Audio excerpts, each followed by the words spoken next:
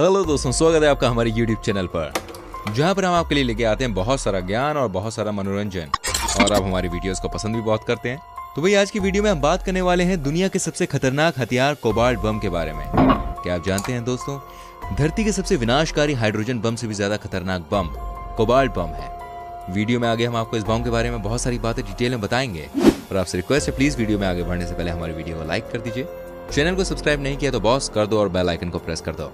तो देरी किस बात की, आइए शुरू करते हैं आज की वीडियो। दोस्तों, सन 1945 में इतिहास में पहली बार परमाणु बम का प्रयोग किया गया था। इस परमाणु बम का इस्तेमाल जापान के हिरोशिमा और नागासाकी पर किया गया था। और इन हमलों में वहां कितनी तबाही मची थी, ये बात हम सभी जानते हैं। दुनिया के कई सारे वैज्ञानिकों ने मिलकर इस बम को बनाया था। उन वैज्ञानिकों में से एक नाम लियो जिलार्ड का भी था।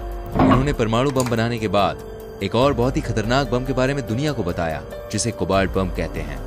लियो जिलार्ड ने सबसे पहले इस बम के कॉन्सेप्ट के बारे में 26 फरवरी 1950 में एक रेडियो शो में बताया था।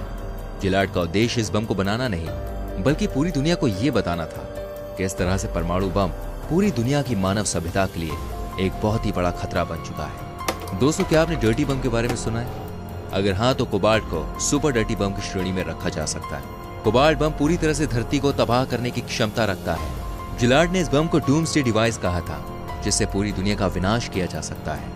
कोबाल्ट बम सॉल्टेड बम का एक टाइप होता है, जो कि एक तरह का परमाणु हथियार है, जिससे काफी अधिक मात्रा में रेडियो एक्टिव मलबा बनता है, जिसकी हेल्प से एक बड़े इलाके को कंटामिनेट कराया जा सकता है।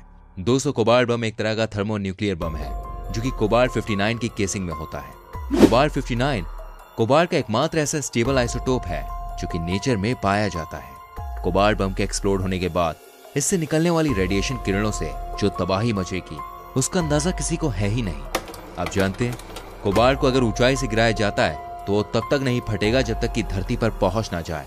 और जैसे ये बम धरती से टकराएगा, बम के अंदर रिएक्शन स्टार्ट हो जाएगा और बम बहुत बड़े धमाके के साथ फट जाएगा। सूरज और दूसरे स्टार्स पर होने वाले रिएक्शन जैसे सेम रिएक्शन इस बम में भी होते हैं। किसी नॉर्मल न्यूक्लियर बम की तुलना में एक थर्मोन्यूक्लियर बम ज्यादा खतरनाक होता है, क्योंकि जब ये बम एक्सप्लोड होता है तब फ्यूजन रिएक्शन से पैदा हुए न्यूट्रॉन कोबाल्ट 59 को रेडियो एक्टिव कोबाल्ट 60 में कन्वर्ट कर देता है, जो कि एक्सप्लोड होने पर वेपराइज हो जाता है और कंडेंस होकर धरती पर धूल और दूसरी गंदगी के साथ गिर जाता है। गिरने के साथ ही अपने आसपास की सभी चीजों को यह प्रदूषित कर देता है, जिसे रेडियो एक्टिव कंटामिनेशन भी कहते हैं। वैसे तो कोबाल्ट 60 की हाफ लाइफ 5 साल की होती है, जो कि काफी कम है, पर कोबाल्ट 60 का 1 ग्राम प्लूटोनियम 239 के 1 ग्राम से 18,000 गुना ज्यादा रेडियो एक्टिव होता है।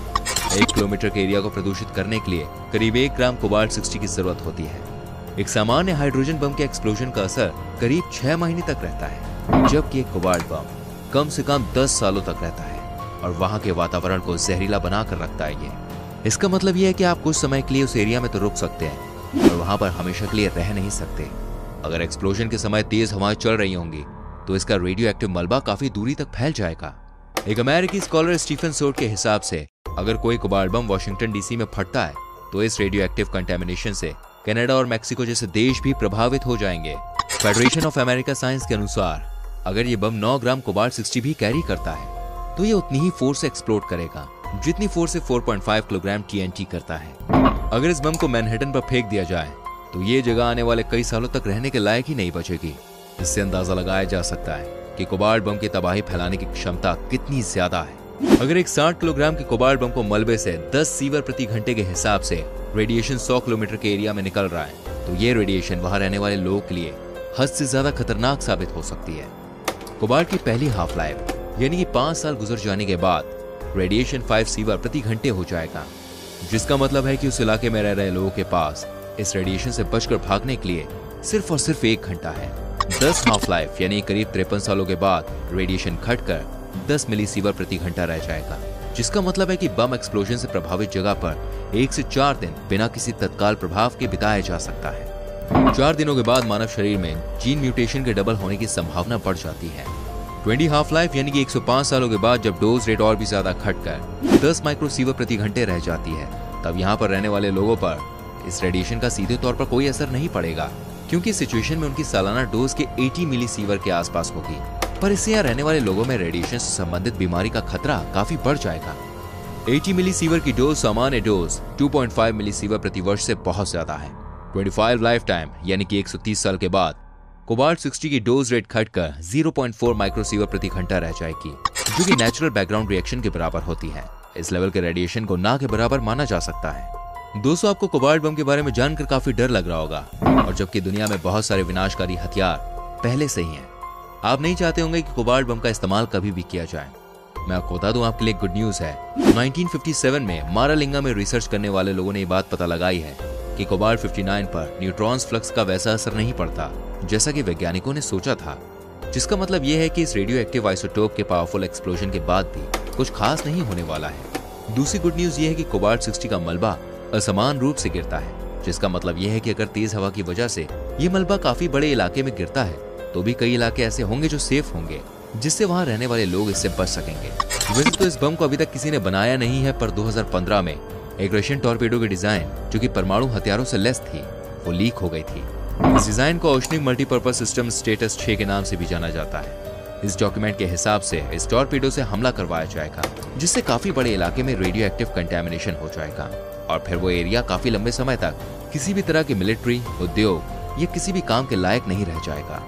एक रशियन न्यूज़पेपर ने अंदाजा लगाया था कि शायद यह हथियार एक कोबाल्ट बम नहीं है। ये किसी को नहीं पता कि स्टेटस 6 एक असली प्रोजेक्ट है या फिर सिर्फ एक अफवाह है, पर 2018 में पेंटागन ने यह जरूर बताया था कि रशिया एक स्टेटस 6 ओशनिक मल्टीपर्पज सिस्टम के नाम से एक सिस्टम जरूर बना रहा है।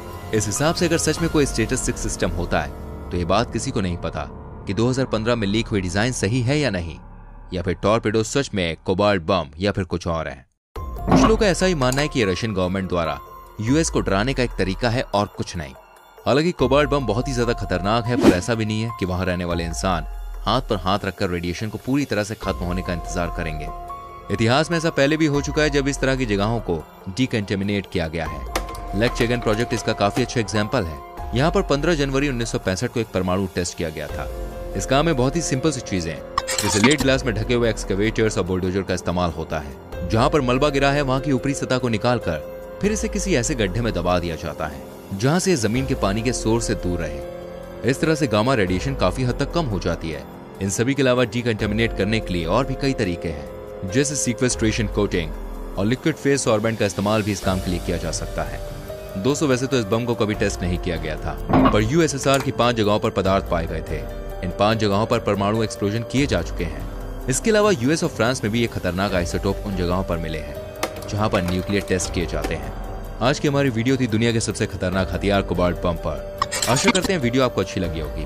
प्लीज हमारी वीडियो को लाइक करें, शेयर करें, एंड ऐसी और वीडियोस को देखने के लिए जल्दी से चैनल को सब्सक्राइब करके बेल आइकन को प्रेस करें, ताकि आप तक हमारी अमेजिंग फैक्ट्स की वीडियोस पहुंचती रहें। मिलेंगे अगली वीडियो में, तब तक के लिए अपना बहुत ख्याल रखिए। Bye bye.